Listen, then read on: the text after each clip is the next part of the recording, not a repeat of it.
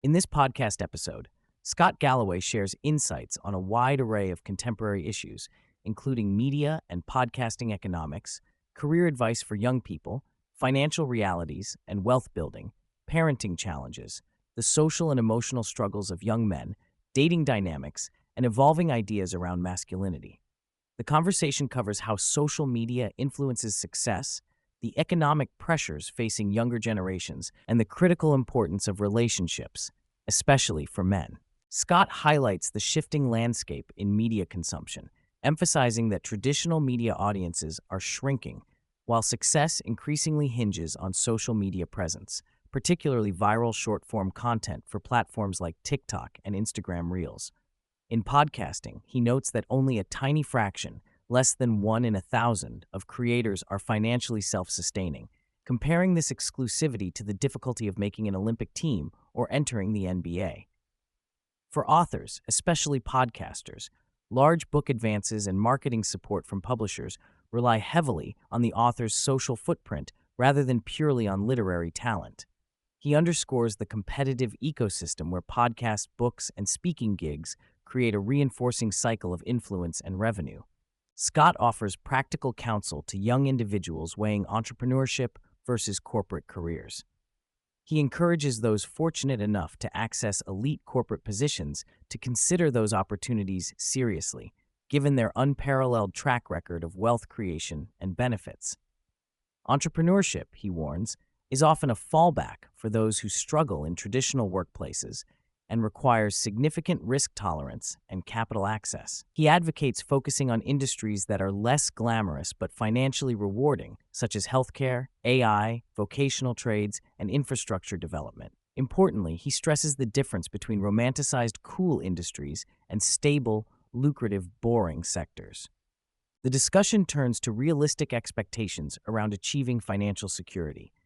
Scott points out that a vast majority of young MBA students aspire to be in the top 1% income bracket by 35, a goal rarely met without decades of intense work and sacrifice.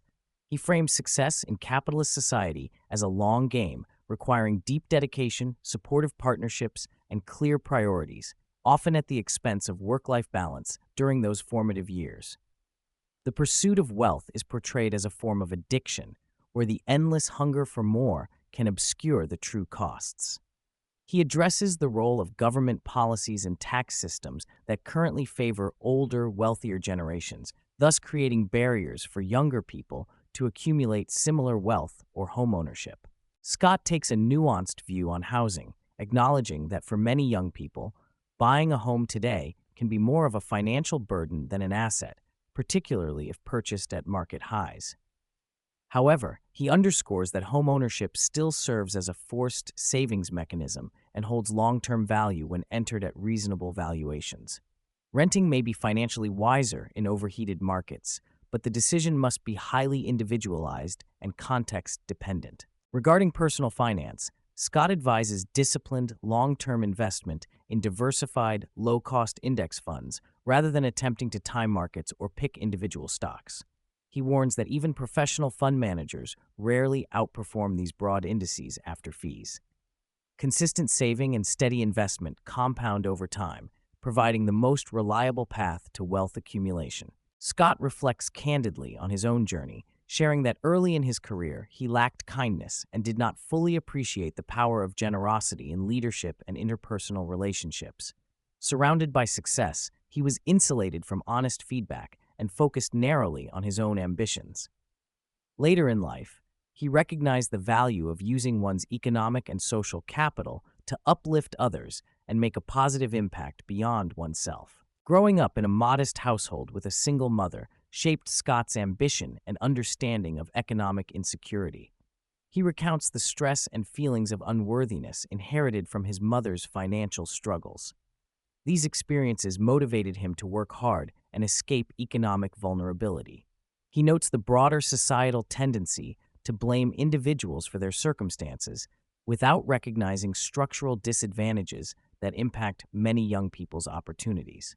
Scott expresses uncertainty about how to instill grit and financial responsibility in his own children despite wealth and resources. He emphasizes the importance of chores, involvement in sports, and exposure to philanthropy to build character and gratitude.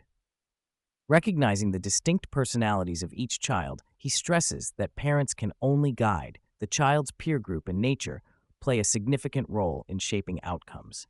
Sports and disciplined effort are described as critical to developing patience and grit, qualities that are challenged today by easy access to instant gratification via video games, social media, and on-demand entertainment. Scott encourages celebrating incremental efforts and delayed rewards, teaching kids to recognize the power of consistent, small acts in achieving success. A substantial portion of the conversation focuses on the precarious social and emotional situation of young men today. Scott highlights disturbing statistics about increased suicide rates, homelessness, addiction, and incarceration, disproportionately affecting men. He explains that economic and romantic disconnection fuels loneliness and despair, with many men falling out of traditional societal roles. He analyzes dating trends, showing many women partnering with older, economically stable men, leaving fewer viable prospects for younger men. Drawing from his research on happiness, Scott argues that the deepest source of fulfillment is meaningful relationships, particularly romantic partnerships that provide mutual support and family stability. Men especially benefit from such bonds, which correlate with longer lifespans and better mental health. He discusses how societal shifts have pathologized male sexuality and desire, leading to increased social withdrawal and reliance on synthetic virtual alternatives that undermine real-world connections. Scott advocates embracing healthy expressions of male desire and effort in dating, recognizing attraction as natural and an engine of personal growth. He points out that women value resource signaling, intelligence, humor, and kindness in partners, with kindness being underestimated yet essential.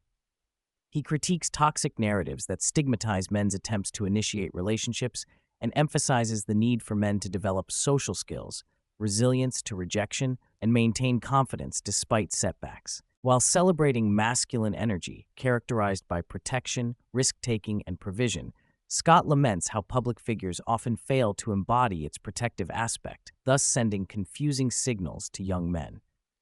He stresses the importance of renewing a modern masculinity that complements rather than conflicts with women's progress.